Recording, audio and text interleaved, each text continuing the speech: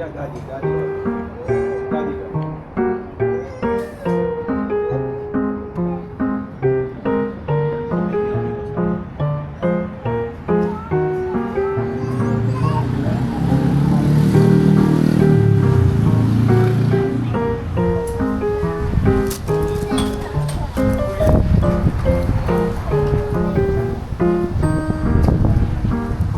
Hello, hello. Ayan, so we're back.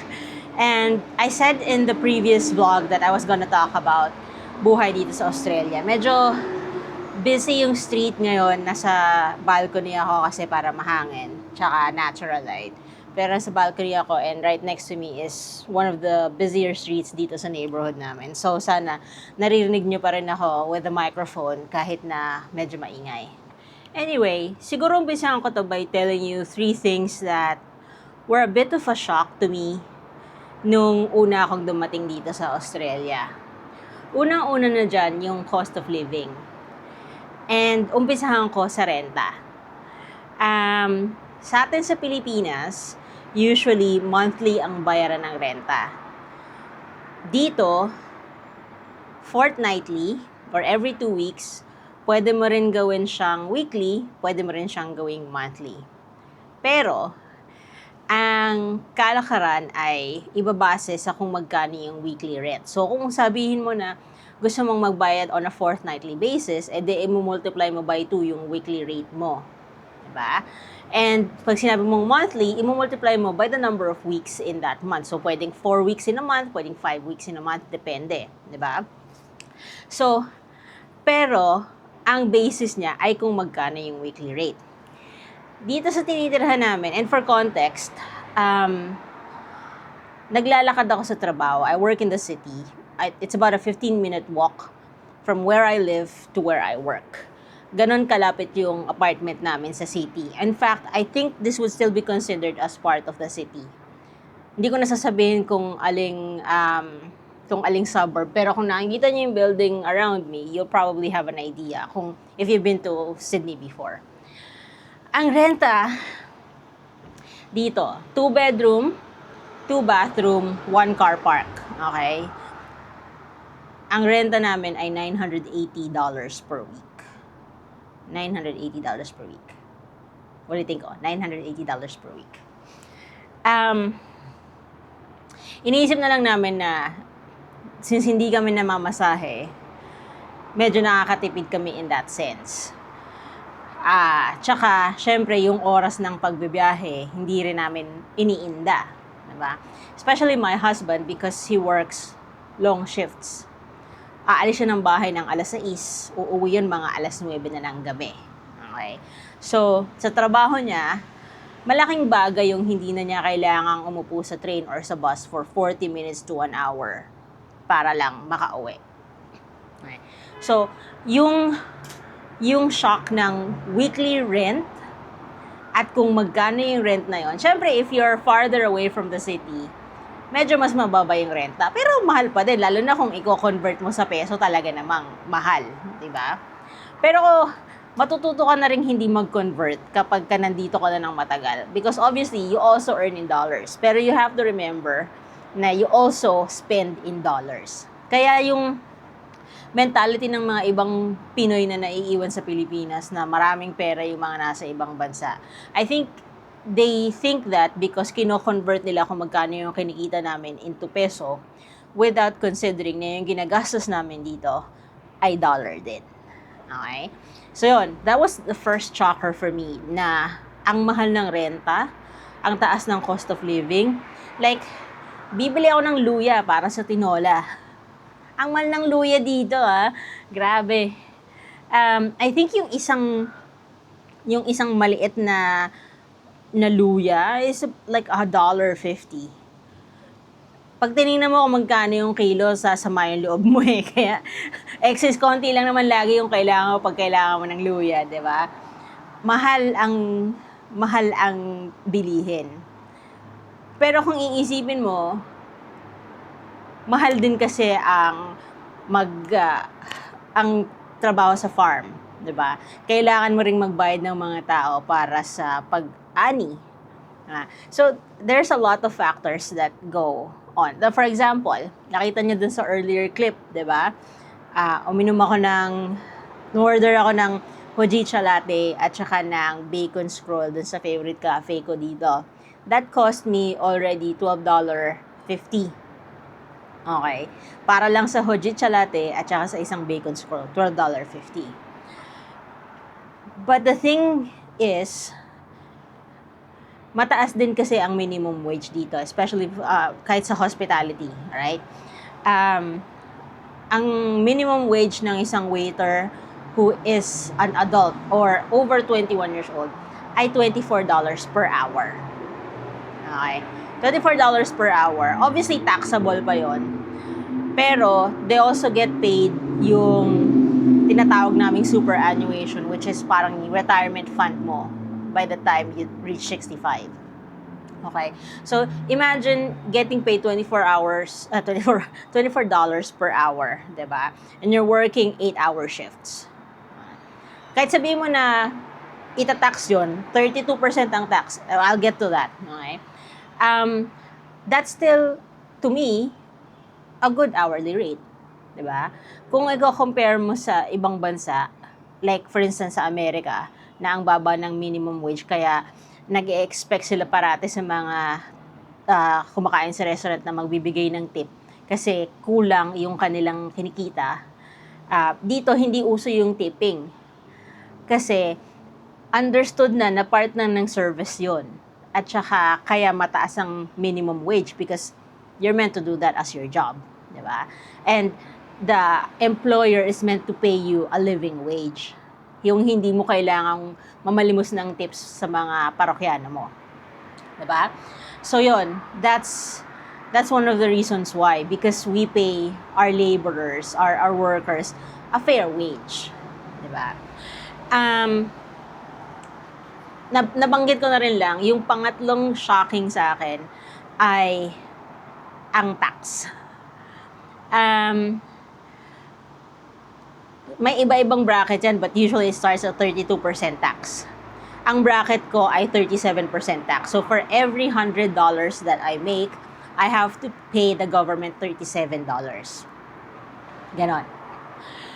That's shocking to me, pero not so shocking. Actually, coming from the Philippines, na-appreciate ko yun. Sa totoo lang. Bakit?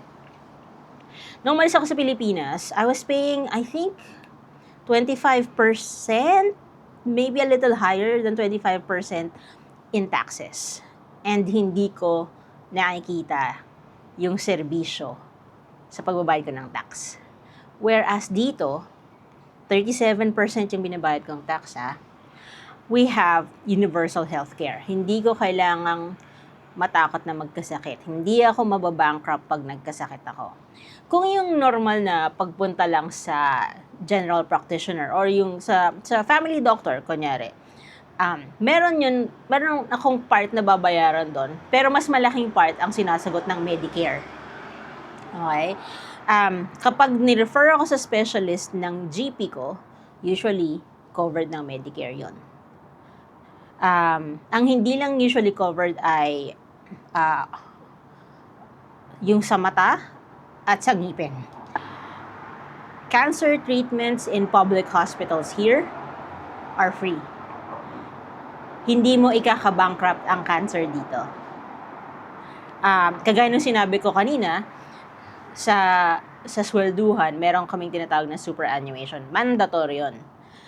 Pwede kang pumili kung anong company yung papasukan mo ng superannuation mo, pero mandatory for your employer to pay 12% of the equivalent of your salary towards your superannuation. Hindi yun binabawa sa sweldo mo. Okay? Bukod yun dun sa sweldo mo na nasa kontrata mo. So, for example, $100,000 ang supposedly sweldo mo sa isang taon. Okay? $100,000 annually. Hindi nila kukuhanin yung 12% sa $100,000 na yun. So, hindi magiging $88,000 lang yung sweldo mo. $100,000 pa din yun. On top of that, maglalagay sila ng equivalent ng 12% or in this case, $12,000 towards your superannuation para meron kang sure na retirement fund. Okay? Um, Tapos, oo, taxable din yung superannuation, pero mas mababa yung tax nun kesa dun sa tax ng sweldo mo. So, for example, in that 100,000 scenario, 32% yung tax nun. Okay? Kung 32% yung tax nun, so ang take home mo lang 68,000. Diba? Pero, yung tax ng 12,000 na pinasok nila for your superannuation, 15% lang. Okay. And you also have the opportunity to add to that superannuation from your own money. Kung pwede mo siyang tinatawag na salary sacrifice towards your superannuation na bago yung sweldo mo, bago makaltasan ng tax, ibabawas na nila dun yung gusto mong ilagay sa superannuation mo. Matatax lang yung part na yun ng 15%. Tapos yung matitira nun, halimbawa sinabi mo, gusto kong maglagay ng $500 every month sa superannuation ko from my income. Ibig sabihin nun, yung 100,000 mo, ang 12 times 500 ay 6,000. So, ang taxable income mo lang ay 94,000, hindi yung buong 100,000. Kasi inalis na nila yung 6,000 before ka matax. Tapos yung 6,000 na yun, ang tax nun sa superannuation mo, 15% lang. So, meron kang assured retirement fund taxed at a lower rate than your actual income. Diba? Tapos, nababaan pa yung taxable income mo, therefore, mas maliit din yung tax na ibabayad mo sa gobyerno. Okay? So, para sa akin, I don't actually mind paying the 37% tax. Bakit? Because there's a lot of things that I get out of it. Reliable transportation. Reliable infrastructure. Laging updated ang mga infrastructure dito, laging upgraded. Reliable energy, reliable water. Ang dami. Healthcare. Nung nag-COVID dito, ito ang actually isa sa mga pinakang naisip ko nung nag-COVID, is I'm very lucky to have already been here in Australia nung nag-COVID. Bakit? Kasi hindi ako nawalan ng trabaho. And yung asawa ko, dahil sa hospitality siya, wala naman na nagsistay sa hotels that time, di ba? Na-stand down siya. Imbes na full-time siya, 3 days na lang siyang pinapapasok, imbes na 5 days. So, syempre, cut yon sa sweldo niya kasi 60% na lang yung maiiwan. Pero, because of the taxes that we pay, merong pondo ngayon yung gobyerno para magbigay ng funding dun sa mga na-stand down. So, imbes na nawalan siya ng 40% na sweldo, binibigay pa rin yun sa kanya ng gobyerno. So, hindi kami masyadong naapektuhan ng COVID noon. And because my job allowed me to work from home, it was kind of normal for me. So, kahit na sabihin mo na sobrang taas ng tax sa Australia, ayokong tumira doon. For me, especially having been born and raised in the Philippines and seeing how the country has not progressed in the last 4 decades, since 45 na ako, sa akin, I'm still very thankful na kahit malaki yung tax dito, nakikita ko kung saan napupunta yung tax ko. Hindi ako nakakaranas ng dilubyong baha. Hindi ako nakakaranas ng brownout. Hindi ako nakakaranas ng nagpapanik buying din naman dito. Ang unang nauubos dito, toilet paper eh. Hindi pagkain. Parang natatakot silang wala silang mapampunas sa puwet nila. So anyway, yun. So those are the things that sort of like shocked me the first time I came here to Australia. But I've honestly gotten used to it by now. And to a certain extent, I've actually learned to appreciate how the system works around here. Especially kasi kung nanggaling ka dun sa bansa na walang sistema o meron man ay magulo at very bureaucratic, you learn to appreciate it. And people will say, kinukumpara mo naman, blah, blah, blah, first world country. Yes. And I think that's why a lot of Filipinos yearn to emigrate. Kasi they want a better life. If you've had opportunity to travel anywhere else in the world, makalabas ng Pilipinas, kahit minsan lang, and you see how different it is, yun yung nakakalungkot kasi may isip mo na lang talaga, sana ganito rin ang Pilipinas.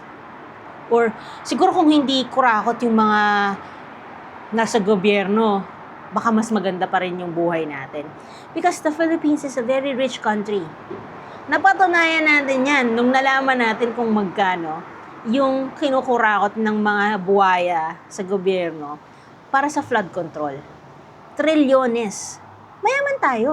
Hindi tayo mahirap kasi kung mahirap tayo, wala silang makukurakot. Meron eh. Diba? Mayaman ng Pilipinas. Mali lang ang pamamalakad.